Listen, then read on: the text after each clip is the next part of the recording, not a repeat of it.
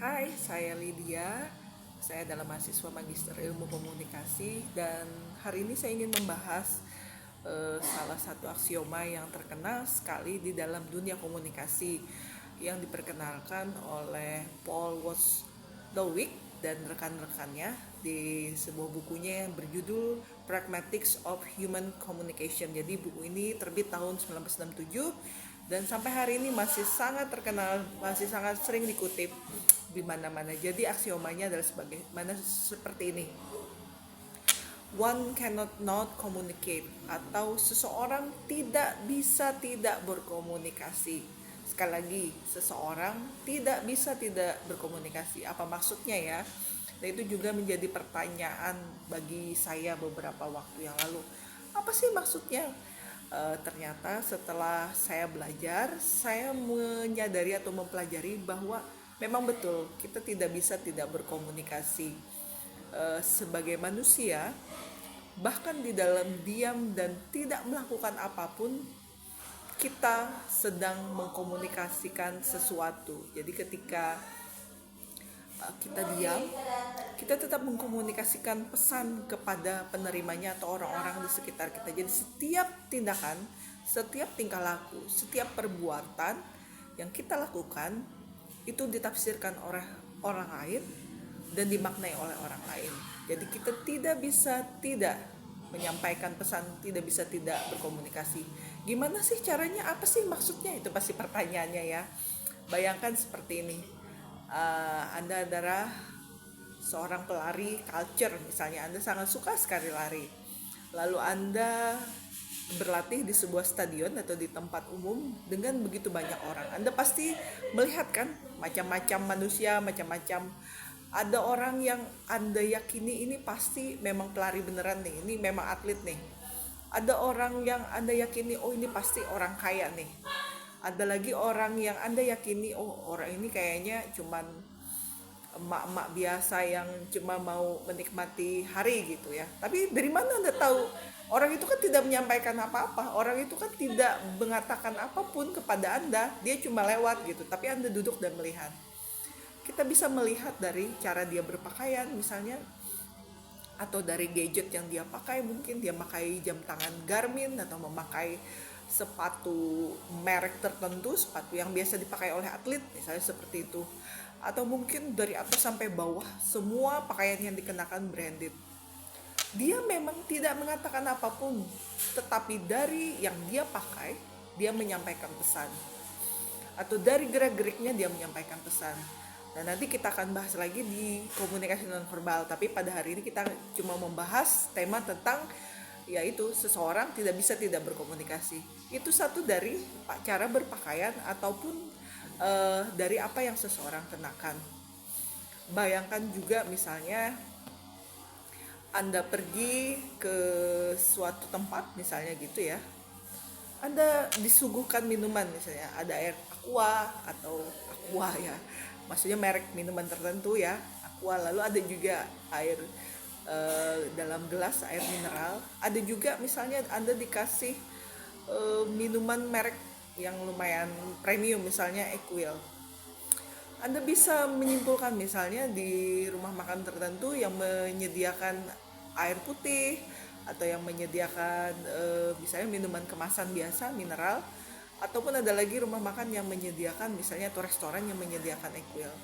Anda bisa melihat oh ini komunikasinya jelas ya. Dari merek ataupun dari minuman yang disediakan aja kita sudah bisa menyimpulkan atau kita bisa menafsirkan. Simpulan kita mungkin bisa salah, tafsir kita bisa salah, tetapi kita bisa membaca oh ini sepertinya rumah makan kelas atas, ini rumah makan kelas menengah, atau ini rumah makan biasa gitu. Dari apa? Dari bahkan merek-merek produk yang mereka jual misalnya gitu. Seperti yang saya sampaikan tadi, cuma dari air minum saja, air minum kemasan atau air biasa dari galon misalnya, ataupun air minum misalnya Equil. Nah itu dari minuman. Ini bayangkan lagi ya, misal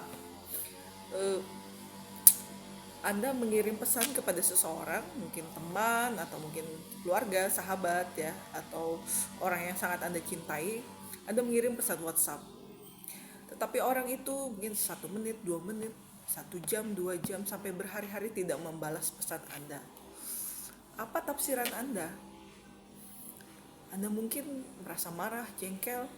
Ini orang marah ya sama saya. Oh, ini orang merajuk ya sama saya. Apa dia lupa ya? Tapi ini berhari-hari loh tidak balas pesan. Pasti di dalam hati kan bergejolak ya. Kita menafsirkan kediaman orang itu. Kita menafsirkan orang itu tidak membalas pesan. Ini apa artinya ya? Nah, dengan tidak membalas pesan saja dia sudah mengirim pesan. Walaupun kita tidak tahu apakah pesan yang dia sampaikan sama seperti yang kita tangkap. Bayangkan juga misalnya di dalam kelas, seorang guru bertanya kepada murid-muridnya, bagaimana, apa semua sudah paham? Apa ada pertanyaan? Dan para murid tidak menjawab sama sekali, mereka cuma diam. Diam itu apa artinya? Apakah diam bahwa mereka memang sudah mengerti? Apa mereka diam karena mereka justru tidak mengerti? Atau diam karena sebenarnya bingung tapi mau nanya apa ya, mereka tidak tahu bagaimana bertanya, atau mereka tidak tahu apa yang ditanyakan, jadi akhirnya diam. Dan dari diam itu sendiri mengirimkan pesan. Makanya kenapa dibilang kita tidak bisa tidak berkomunikasi. Apa yang kita lakukan dan tidak kita lakukan itu mengirim pesan kepada orang, dan pesan yang kita sampaikan itu adalah komunikasi. Dan di dalam interaksi kita sebagai manusia, kita tidak bisa tidak berkomunikasi dan tidak bisa tidak saling menafsirkan tindakan satu sama lain. Misal satu lagi contoh ya, ketika kita misalnya ikut rapatnya lumayan lama, misalnya ada peserta yang menggoyang-goyangkan kursi terus menerus misalnya, ada lagi peserta yang terus-terusan bermain HP, dia tidak lagi mendengarkan pembicara tetapi dia bermain handphone. Ada lagi peserta yang menguap terus menerus, ada lagi peserta yang terus menerus melihat jam tangannya, sedikit-sedikit melihat jam tangan. Dia mendengarkan tapi melihat jam tangan. Apa pesan yang disampaikan? Mereka tidak mengatakan apapun, mereka tidak menginterupsi, mereka tidak bertanya, mereka tidak protes kepada pembicara, tapi mereka cuma melakukan gerakan-gerakan seperti itu saja. Pasti kalau kita tentu saja menyimpulkan, oh mungkin bosan ya, mungkin capek ya, mungkin kelamaan, mungkin mereka lapar mungkin ya, atau sudah dekat jam pulang. Nah, yang mereka lakukan adalah bentuk cara mereka mengirimkan pesan yang mereka sendiri mungkin tidak sadar. Mereka nggak sadar kalau mereka sebenarnya sedang menyampaikan sesuatu kepada penerimanya atau orang-orang di sekitarnya. Makanya di dalam kita berkomunikasi atau di dalam kita berhubungan dengan manusia lain, kadang-kadang perilaku kita, walaupun itu bukan yang kita maksud, walaupun itu bukan yang ingin kita sampaikan, kadang-kadang bisa ditafsirkan salah oleh orang lain. Karena itu dalam berkomunikasi, setiap tindakan kita bisa menjadi sebuah pesan. Dan kemudian komunikasi itu berlangsung terus-menerus sampai kita mati. Bahkan ketika kita mati pun, kematian kita juga mengkomunikasikan sesuatu ya. Kadang-kadang orang bisa menilai atau kita menafsirkan orang ini meninggal, misalnya, oh dia meninggalnya tenang ya, dia meninggalnya ini menderita ya, kelihatan dari bentuk fisik atau segala macam gitu, kelihatan saya melihat jenazahnya. Nah itu pun di dalam kematian kita pun kita menyampaikan pesan, walaupun sekali lagi pesannya mungkin tidak sama seperti yang sebenarnya, atau tidak sama seperti yang ingin disampaikan oleh orang yang mengkomunikasikannya.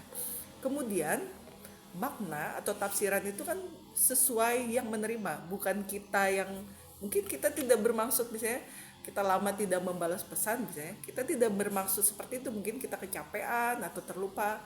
Tetapi sekali lagi makna itu dibentuk oleh interpretasi orang lain terhadap kita. Jadi bukan diri kita yang kadang-kadang membentuk makna. Walaupun kita berusaha membentuk makna tertentu, kita mengirim pesan tertentu, pesan itu bisa lost in translation atau di tengah jalan itu apa namanya terdistorsi sehingga ternyata yang sampai bukan itu.